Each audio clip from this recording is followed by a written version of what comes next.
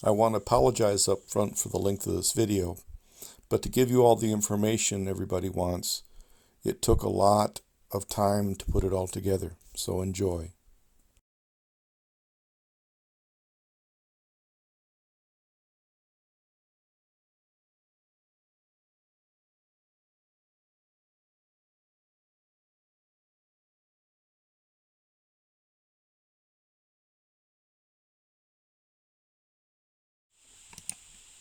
I'm having microphone trouble here. I was trying to improve my audio, and it didn't work out so well. So we're going to do a voiceover. Now, originally when I was approached to build the chicken plucker, I'd considered using a hand truck. It's already assembled, it's got wheels, it's strong. It seemed the perfect solution to mobility for this device. But as I looked at it more and more, I realized that I'd have to start modifying it quite extensively.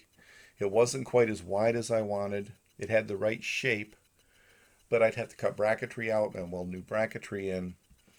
And when I got all done, I'd still end up without a hand truck. And it wouldn't be quite what I wanted. So I decided to go ahead and fabricate my own. Now, in essence, this is a hand truck that's just kind of inverted. It's made out of 1-inch electrical conduit, EMT, and the vertical frame and handle are formed with a standard conduit bender. You do it by hand. The lower axle there is a 1-inch hollow or a 1/2-inch hollow steel tubing, and the upper loop I formed with a ring roller, but you could do it with care using a hand bender. It was just easier with a ring roller. The wheels themselves are 8-inch lawnmower wheels. They're just plastic, nothing fancy. And the axle shaft that holds the wheels on is just a 3/8-inch all thread. These little spacers that set the distance on the wheels are just CPVC couplers. They're 1/2-inch. I'm going to put a little bit of lithium grease on here so that the wheels have lubricant. More than likely, you're never going to need them, but it's just habit for me to lubricate moving surfaces.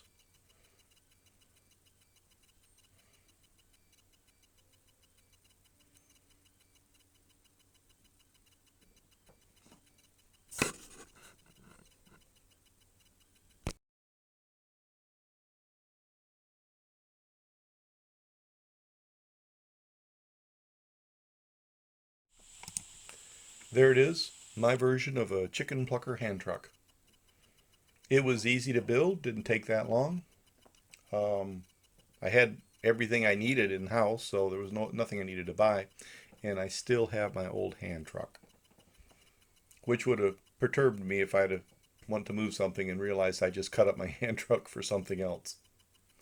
Now the motor itself is a farm duty motor. It's a 1 horsepower. You can get away with a 1/2 horsepower on this, but frankly, the 1 horsepower was the same price as a 1/2 horsepower. Now the idler pulley is just a lawnmower outside pulley for tensioning belts. And it just mounts on the bottom of this frame in alignment with the belt and the pulley. And it basically slides back and forth, and it's got a 5/16 bolt that you lock down once you set its position. You see it slides back. Right there is just a piece of angle iron welded, and this slides in there. Once you set it in place, you just tighten down the bolt. Your belt's tension is set. If you need to adjust it, you just need a 9/16 wrench. Pretty simple, nothing complicated.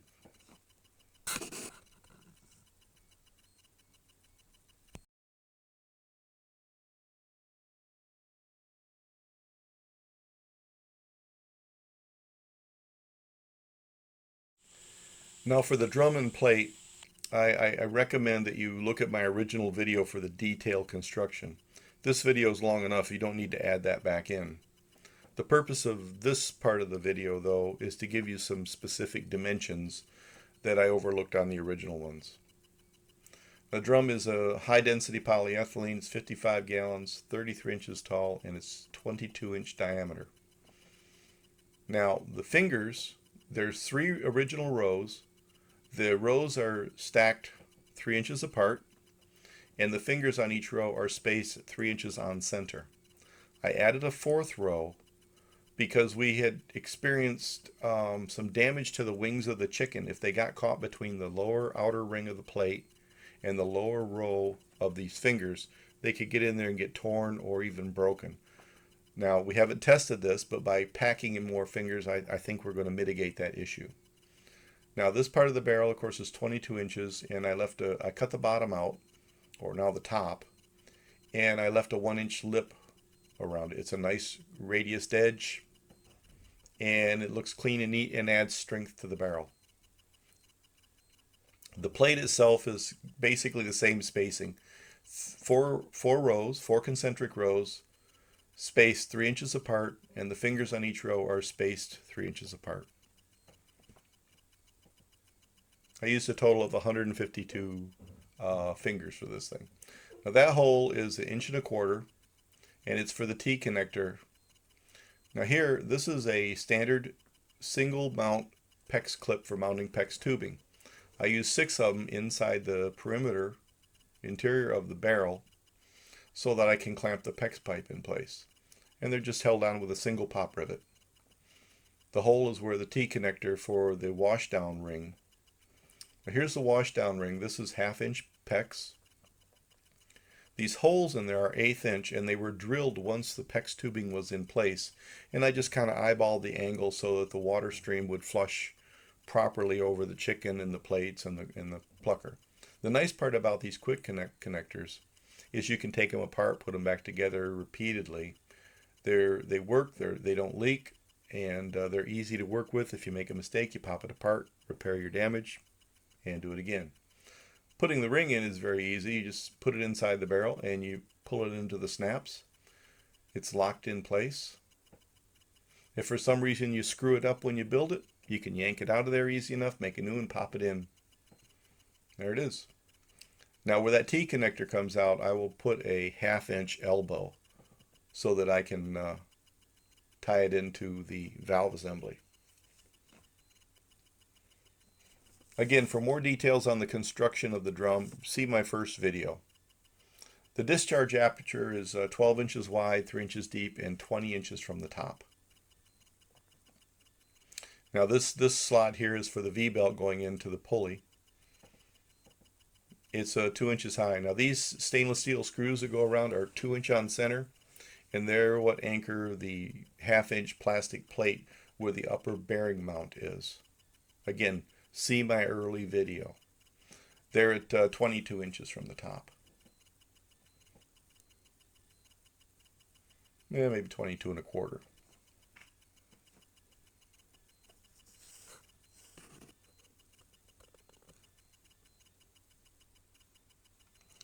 Now the underside here is where you can see the lower, well, you can see where the lower bearing is mounted. It's a 1-inch bearing, feeds the shaft, it supports the bottom end of the 1-inch shaft, and there's your 15-inch pulley on the inside.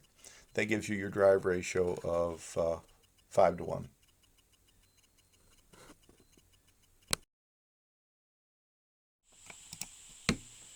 Now I like these link belts for most everything where I can use them. They're strong, they're flexible. You can take one belt and use it in many applications. You can easily set the length you need, make them longer or shorter as necessary. And they're just a dream to use. Now here we're going to mount the frame. It's real simple. You just slide the top hoop over the barrel and press it down. That's it.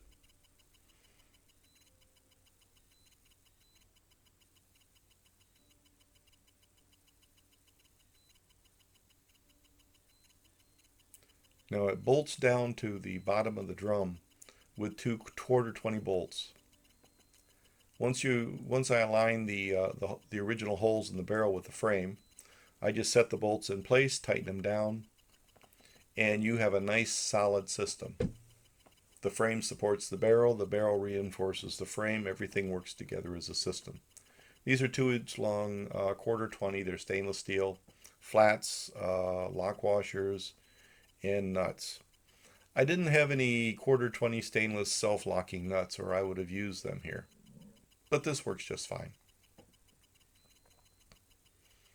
As you can see, once it's bolted together, it becomes a very, very simple piece of equipment to move around.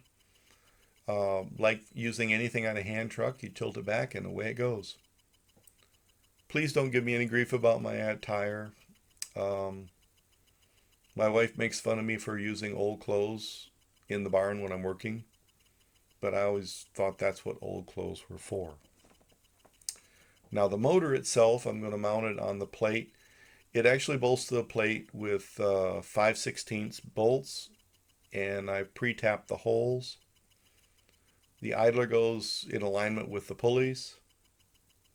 You just snug her down and it's ready to go. It's pretty simple. You'll see a little more detail. Now here's why I like these link belts so much. Many times to put a belt on or replace a belt, you have to take a variety of hardware items apart in the mechanism. In this case, I don't have to take anything apart. I just set the belt in place, recouple the 2 connectors on the belt, ease it over the pulleys, adjust the tensioner, and job is done. Let me see you do that with a regular 1-piece belt.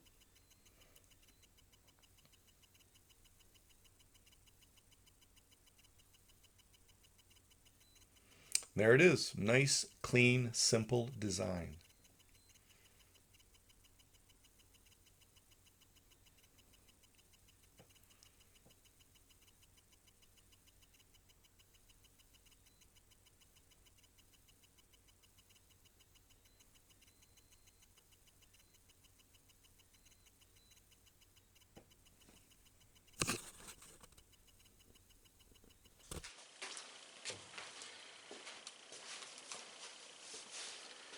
Okay, I received a lot of questions on specific things about the chicken plucker that I built last year.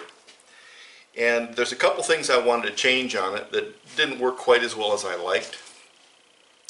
And as a consequence, that gave me an opportunity to fill in information to the large number of people that had specific questions about how and why.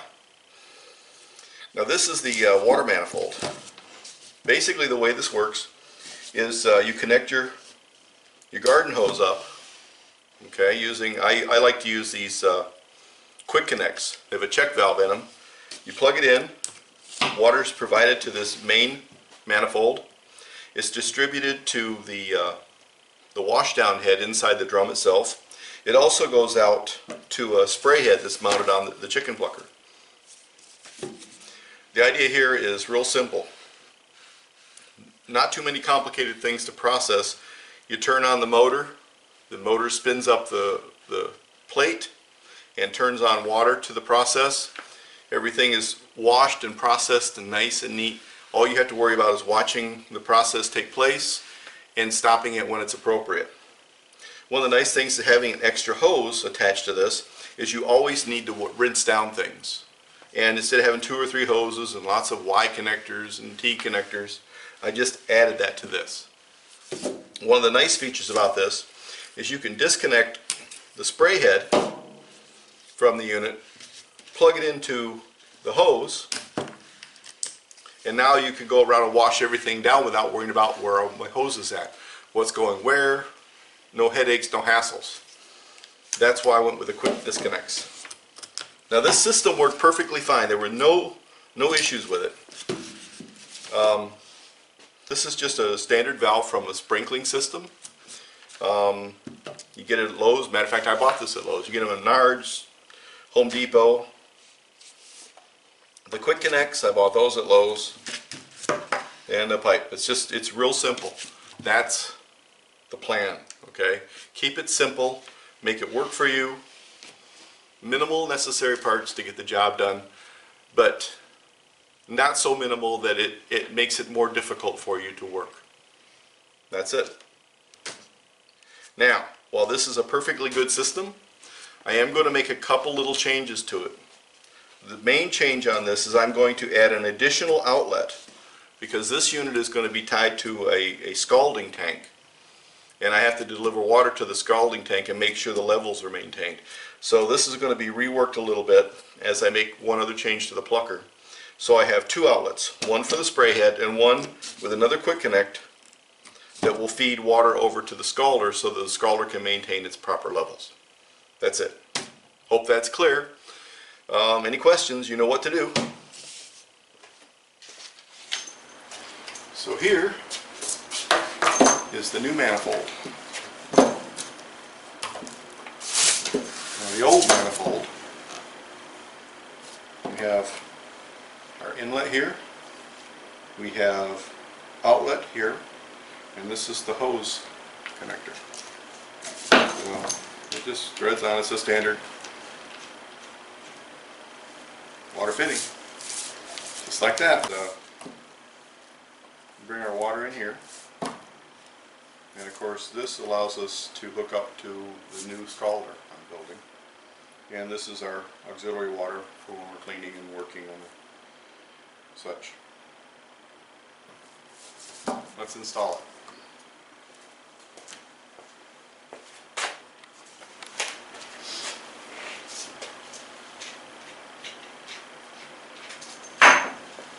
This is how hard it is to install. Put this into the PEX. Is that good? Yeah, push. This goes here, and this goes here. That's it.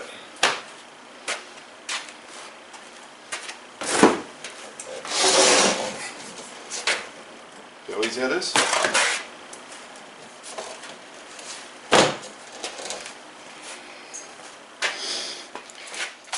Now, the next step is I have to hook up an electrical box, and I'm going to mount it like this, and then all my electrical will come to this.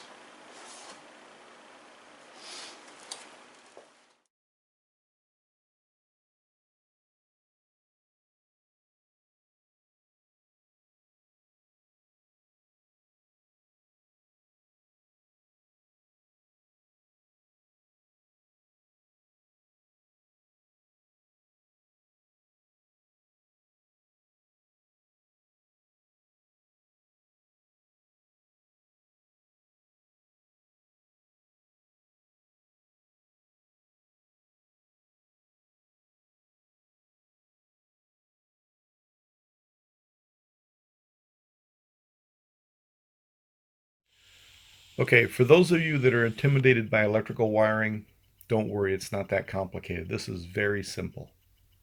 Okay?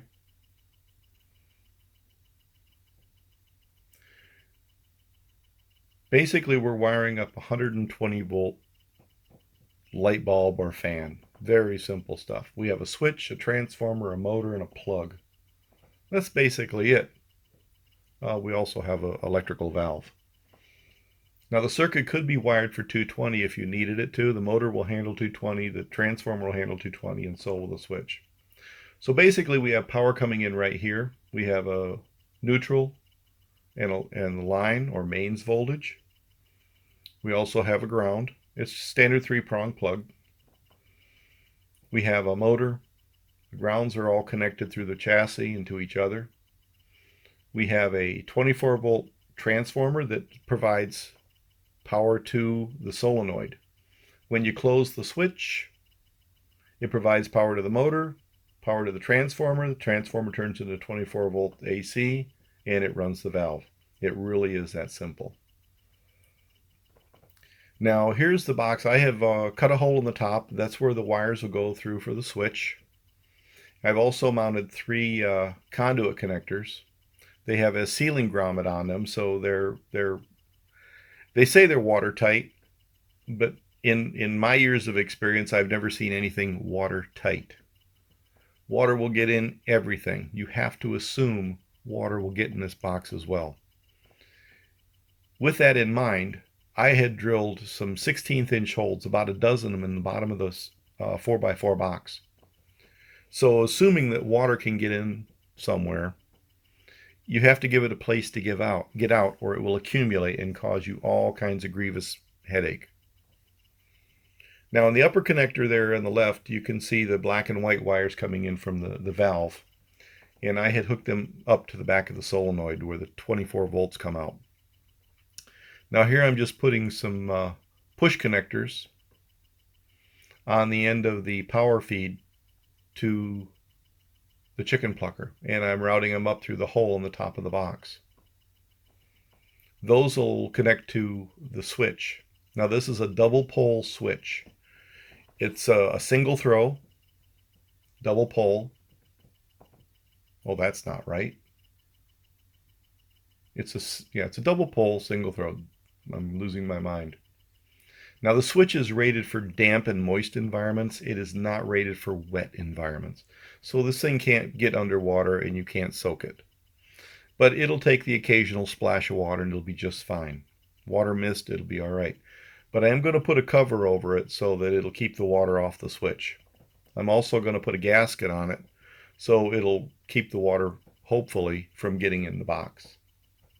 Now here's a quick tip. The rubber grommets going on these cables are really difficult to get over the power cable. So I used just a drop of dish soap on my finger and I smeared over the surface of the jacket, the sheath, and that helps slide it in through the grommet. And it will evaporate and cause you no grief. I also put just a drop of the dish soap on the grommet itself when I slide it into the metal housing. Just makes it easy to slip together. Like I said, it's a water-based substance. It will evaporate and no harm, no foul. Now I've already hooked up power to the switch and the return lines from the switch. When the switch is off, power stops at the switch. Nothing continues on. It turns off both it breaks connection with both the hot and the neutral. Now this wire here is the one that feeds the motor. Now you can see everything is white, green, and black. So all you have to do is find all the greens, hook them together, all the whites that aren't connected and hook them together, and all the blacks that aren't connected and hook them together. You don't have to pay any mind to the power going into the switch. You fed the power, the hot and the neutral to the switch, that's where it terminates. From the switch it feeds back down. Here's a note on these scissors I'm using. I was a little boy when they were given to me by a family friend. He was a lineman for Bell Telephone and Telegraph, if you remember when that existed. And they used these to cut and strip wires when they hooked up phone connections and working in the substations, the switching stations. I've had these things professionally sharpened twice. They are over 50 years old, and that's all the older I'm going to tell you. But they're incredibly sharp and quite versatile. They have little notches on the side for stripping wire, and they'll easily go through aluminum and even thin steel. You can take these and work all day cutting and stripping wires, and then take them home that night and give somebody a haircut, and they'll still cut. That's the kind of quality steel they were. Now here I've got all the grounds tied together, and I'm using acorn nuts. One thing you want to note when you're using acorn nuts, especially where you have any type of chance there's going to be moisture, you always want to point them up so they act like a little umbrella over your connection. If you don't, then they will act like a little funnel that will bring moisture to your connection. This way, if any moisture should get inside the container or the housing, the acorn nut will shield and it'll just drip off the edge. Remember what I said, I drilled some 16th inch holes, about a dozen of them in the bottom of the box, so that any moisture that does get in can readily get out. That's really important. Like I said, I've never seen an enclosure that moisture did not get inside of. So here all I'm doing is stripping back all the wires, getting an appropriate length, I think probably 3/4 inch for this. I pre-twist them, and then I twist them together as a group. And then I try to use a color-coordinated acorn nuts. I didn't have any green ones for ground, but the yellow one will serve for that. And you'll notice on the neutral wire, or white, I'll use a tan or a light color one. And then of course for the hot leg, I will use a red one. That's just me. You can use the same color for every one. I just kind of like to do this. It's just an old habit I developed over the years. It just reminds me what's what when I look at it. If I've worked on it, I know what is. I don't have to wonder, is this, that, or the other thing. So anytime I have a hot lead, I will have a red acorn nut on it. Anytime I have ground, it'll be yellow or green. And neutrals are always going to be a light color or tan.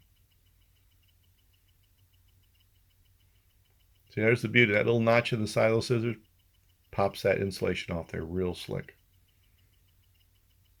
I can't tell you how many wires I've put together in my lifetime. That old saying, I wish I had a nickel for every one.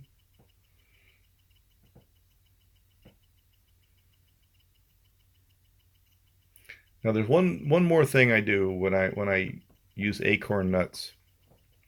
I like to use a strain relief. The acorn nut is a poor strain relief.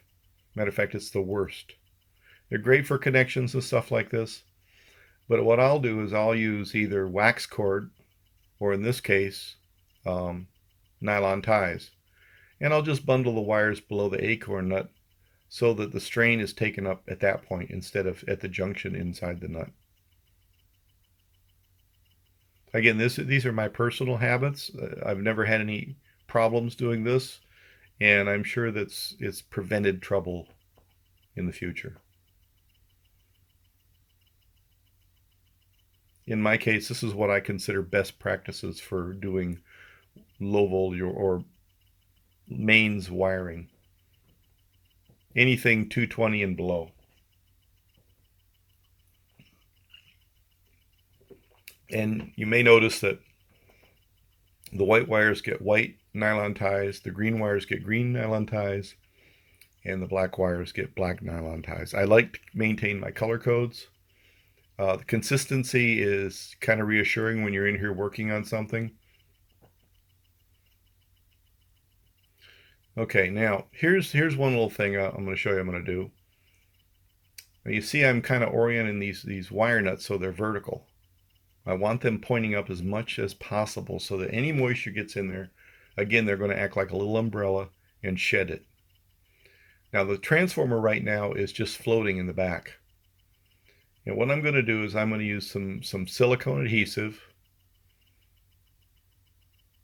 and I'm going to put a big old glob right underneath that transformer.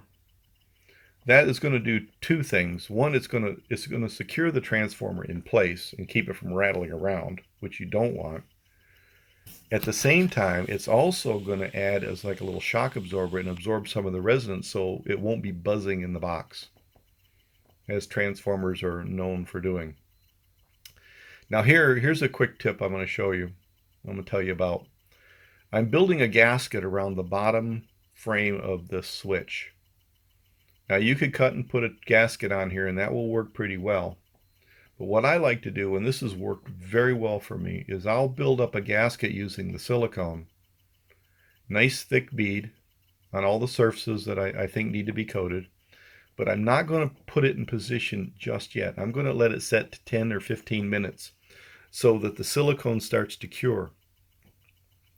In the process of curing, the silicone is going to start to build a hard rubber or silicone gasket itself. Yet the inside of it will not be fully cured, so it'll be semi-fluid. Once that skim or that thick skim forms, you've now got a silicone gasket with a soft fluid adhesive. So when I put it in place, it tends to stay. But more importantly, you got gasket and sealant working together to form a good cohesive connection between the switch and the box. I found this the best way to use silicone in this type of environment. Now I'm just using a couple 832 screws. I had put blue Loctite on the threads. Remember, this thing vibrates, so you've got to consider that. And I'm just drawing down the screws. Now, you don't want to over torque. You do not want to over torque them. Of course, that'll cause the housings to crack, overstress the gasket, and just cause weak points and leak. So just snug them down, but don't get crazy. So now I'm just making sure the wire nuts are oriented the way I want. Like I said, I'm assuming water's going to get in here, so I'm just preparing for the worst. In preparing for the worst, I don't have to worry about it. If it's going to happen, I did all I can. If it doesn't happen, then no harm, no foul. And you can see it's a nice, neat connection. You could easily work on this if you had to get in there.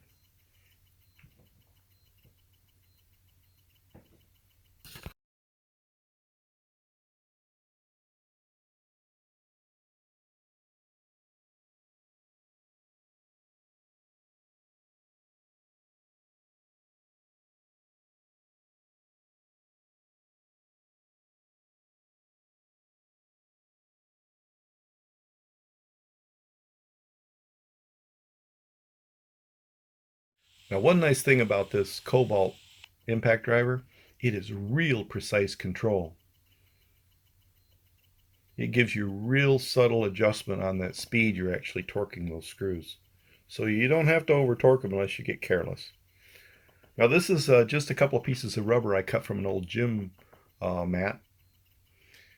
And what I'm going to do is I'm going to use one on the top and the bottom of that switch connection.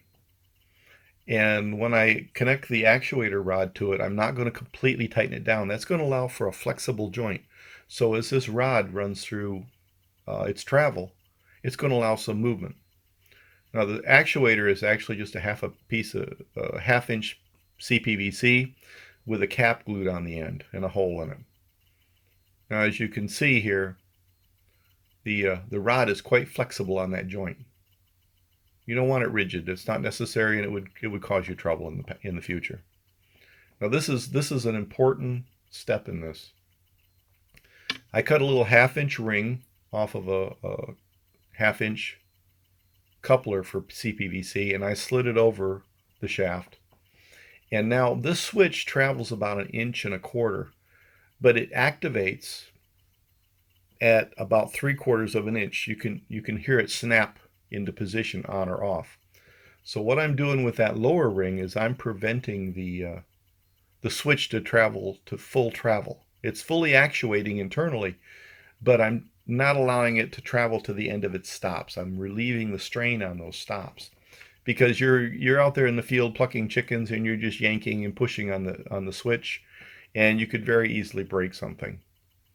Now on the top, I'm using a half-inch coupler made of CPVC, and these will be cemented in place once I've got my travel length established.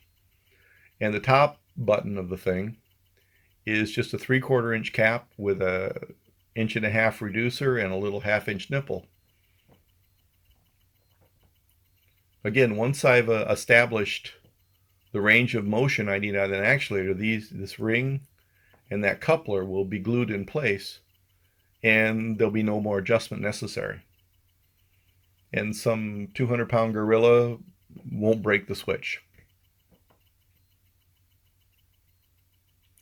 Now here is something, my camera died when I was explaining this and building this.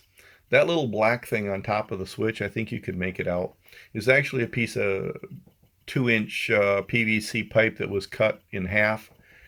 And it actually is mounted to the actuator rod, and using a silicone pivot, it's mounted to the top of the switch. And what that does is as the actuator moves up and down, that hat rotates back and forth, or teeters back and forth, allowing it to shed water. And this is all you need to keep water off the switch. The rest of it is sealed. Okay, the last part of the wiring is we got to get the motor hooked up. Now I'm putting an extra ground on it, and the motor, for some odd reason, according to the chart, does not require an external ground. I have no idea why, but that's just no good. So I ground everything, especially when you're dealing with mains voltage, and a wet environment, and outside on the ground or in a garage if you're going to do it in the garage. Anyway you look at it, it's a shock hazard as far as I'm concerned.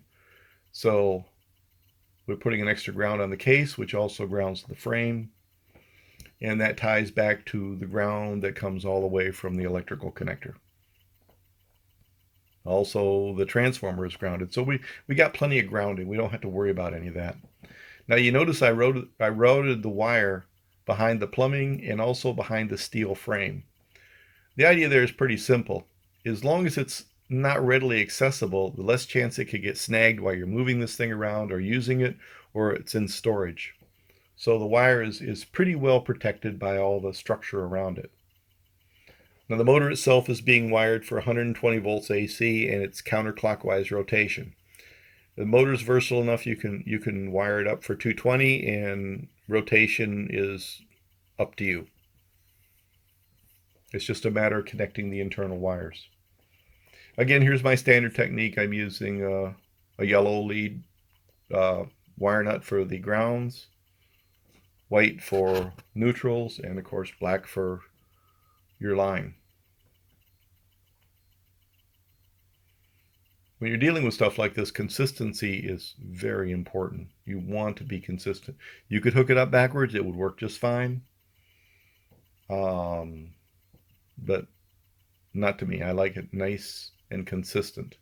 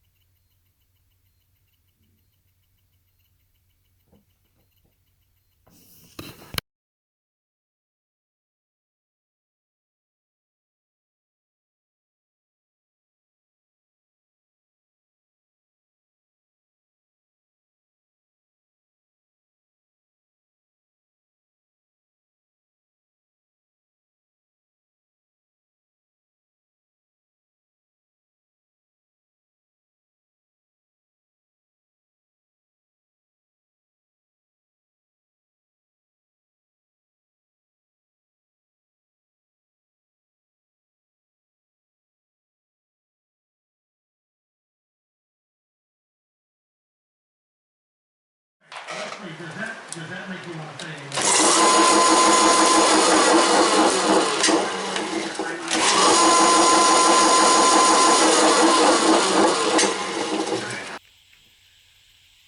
Okay, so it works. Now I'm just connecting the extra washdown hose. This is just a convenience hose, so you have it available if you need it. And the most important piece. Yep, job's never done until you put your name on it. Besides, I have these cute stickers and I gotta use them.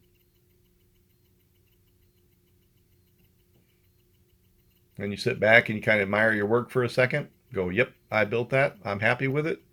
I'm proud of it.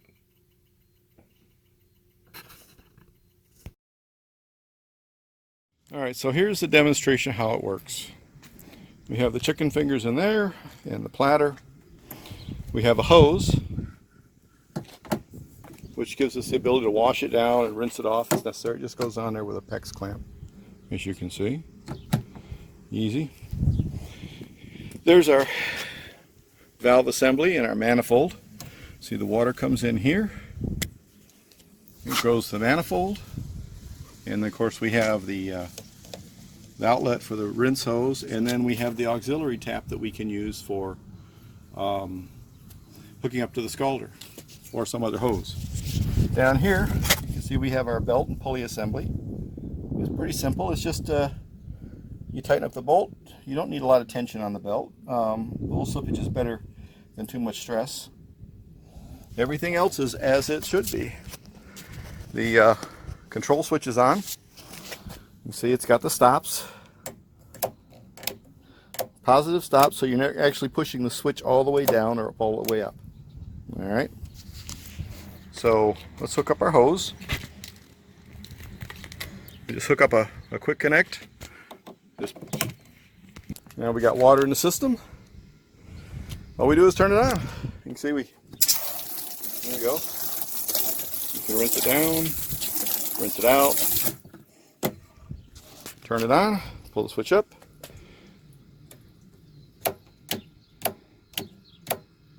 Okay, we have to go plug it in. Okay, let's see what works. And there's our water.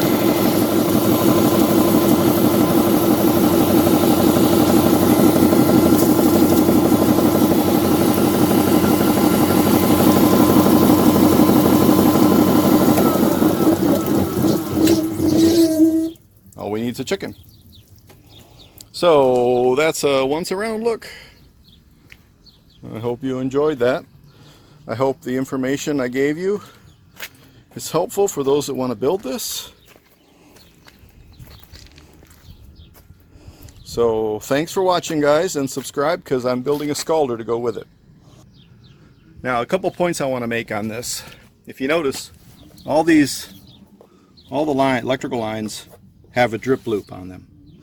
For those of you who don't know what a drip loop is, the water that could run down this hose or this conduit, this electrical wire, will reach the bottom and drip, preventing it from entering the gland. The solenoid, which is 24 volts, also has a drip loop on it, and it's also sealed with a gland. Okay, and of course the power coming in.